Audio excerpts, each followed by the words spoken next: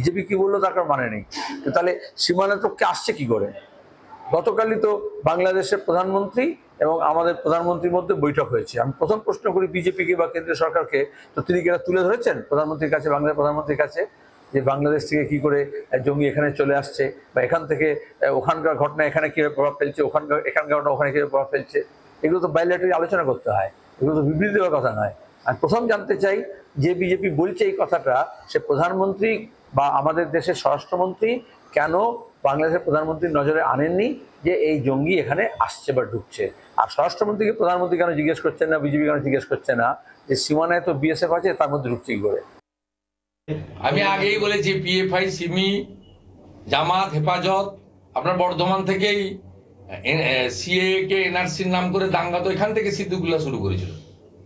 মনে নেই আপনার 2019 সালে কি হয়েছিল? বর্ধমানেই তো খাগড়া কাণ্ড, কারা যুক্ত জানেন না? গুজরাটের স্বরাষ্ট্রমন্ত্রীর প্রেস স্টেটমেন্ট দেখুন, দেশ বিরোধী কাজের আগড়া হয়েছে। এটা হিন্দু মুসলমানের বিষয় নয়, এটা ভারতীয়দের সঙ্গে অভারতীয়দের লড়াই। যারা অরিজিনাল ভারতীয় মুসলিম তাদেরকেও ভেবে দেখা উচিত। যে খাল কেটে কুমির নিয়ে আসা হচ্ছে, তাদেরও জমি যাবে, তাদেরও রেশনে ভাগ পড়ছে। জঙ্গিদেরই তো সরকার। সিমির সঙ্গে যুক্ত থাকা ইমরানকে রাজ্যসভায় পাঠায়। সাম্প্রদায়িক সম্প্রীতি নষ্ট করেন যিনি, তার সিদ্দিকুল্লাহ চৌধুরী রাজ্য মন্ত্রিসভায় স্থান পায়। তা জঙ্গিদেরই তো সরকার। সরকারটা কি ভদ্রলোকে নেই?